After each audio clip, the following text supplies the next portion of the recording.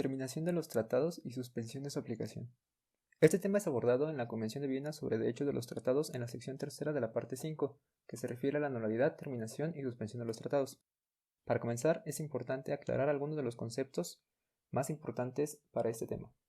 Primero, ¿qué es un tratado? Un tratado es un documento escrito entre dos o más países que busca la estandarización de normas afines a las relaciones internacionales con el fin de otorgar protección, derechos, obligaciones, coordinación, entre otros, en distintos ámbitos. Se conoce como tratados bilaterales aquellos firmados entre dos estados y tratados multilaterales aquellos firmados entre tres o más. Y ahora en los conceptos específicos del tema se entiende por terminación a la extinción de un tratado por la voluntad de las partes, por la emergencia de hechos imprevistos que hacen gravoso o muy difícil el cumplimiento de sus disposiciones o por la aparición de una nueva norma imperativa en el derecho internacional. La Convención de Viena sobre el Derecho de los Tratados contempla circunstancias bajo las cuales puede darse término a un tratado.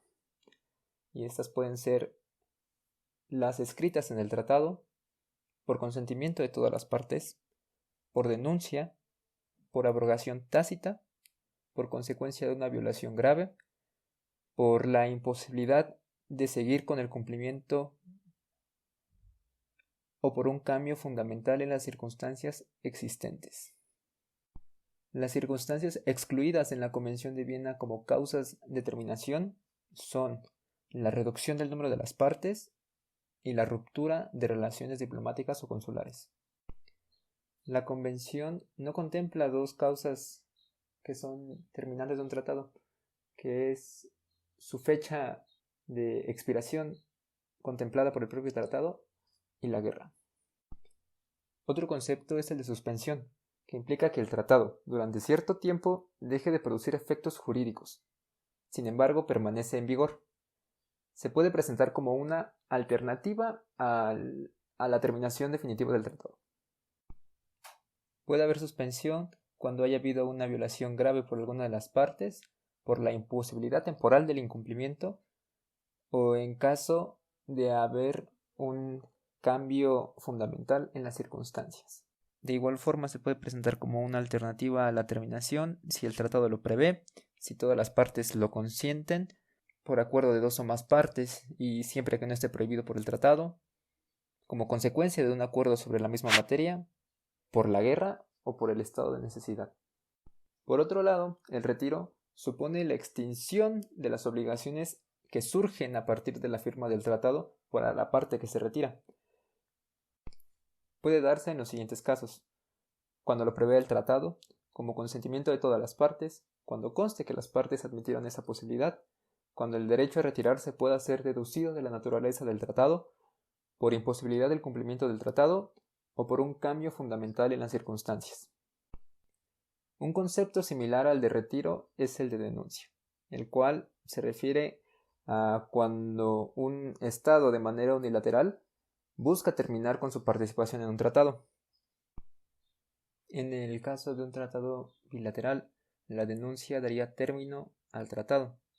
En el caso de un tratado multilateral, se recomienda usar el término retiro, ya que no resultará en su terminación. Procedimiento. El procedimiento para llevar a cabo la terminación o suspensión de un tratado internacional es descrito en los artículos 65, 66, 67 y 68 de la Convención de Viena para el Derecho de los Tratados. A grandes rasgos, lo que describe el artículo 65 es, en primer lugar, la necesidad de una notificación por escrito por parte del Estado que busca dar por terminado o suspender el tratado. Después, si no hay objeciones en menos de 3 meses, el procedimiento puede seguir su curso. Luego, si hay una objeción, ésta debe buscar otra solución conforme al artículo 33 de la Carta de Naciones Unidas, que hace referencia a la solución pacífica de las controversias. También aclara que ninguno de los puntos anteriores afectará los derechos o las obligaciones de las partes que surjan de las disposiciones en vigor. Luego, el artículo 66 ofrece una solución a las controversias si no han podido ser resueltas conforme a lo dispuesto en el párrafo 3 del artículo 65.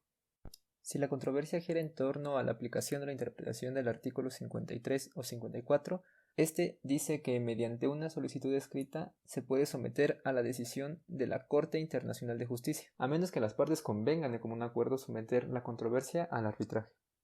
Por otro lado, si la controversia es relativa a la aplicación o la interpretación de cualquiera de los demás artículos de la parte 5 de esta convención, se puede iniciar un procedimiento que está indicado en el anexo, en el cual se presenta una solicitud al Secretario General de Naciones Unidas. Por su parte, el artículo 67 honda en las características que debe tener la notificación que señala el artículo 65, la cual debe ser por escrito. De igual forma, para que el documento tenga validez, debe estar firmado por el jefe de Estado, el jefe de gobierno o el ministro de Relaciones Exteriores. En caso de que esto no sea así, quien presente el documento deberá de demostrar sus plenos poderes. Finalmente, el artículo 68 afirma que las notificaciones o los instrumentos previstos en los artículos 65 y 67 pueden ser revocados en cualquier momento antes de que estos sufran efecto. Ejemplo. Expondré un ejemplo de denuncia a partir del caso de México y el Tratado Interamericano de Asistencia Recíproca, por sus siglas TIAR.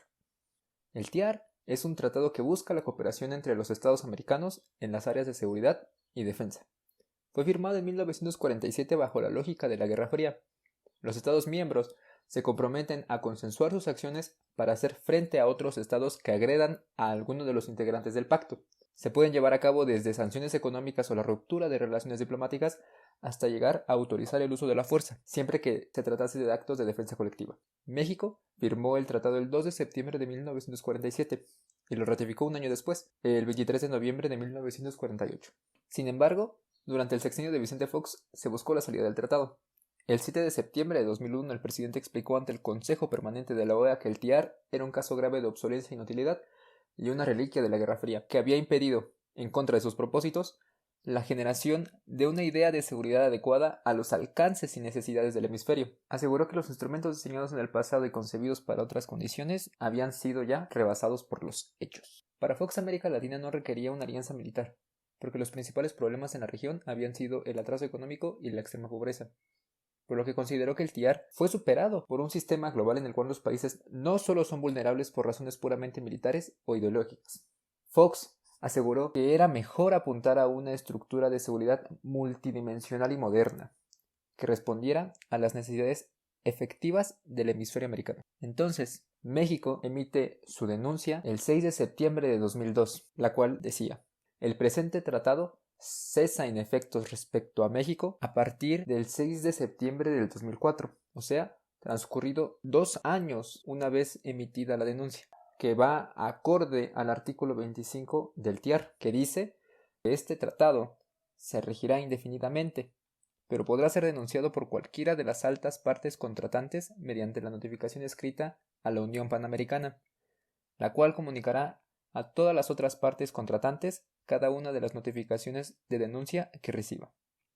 Transcurridos 2 años a partir de la fecha en que la Unión Panamericana reciba una notificación de denuncia de cualquiera de las primeras altas partes contratantes, el presente tratado cesará en efectos respecto a dicho Estado, quedando subsistente para todas las demás altas partes contratantes. Eso es todo. Gracias por ver.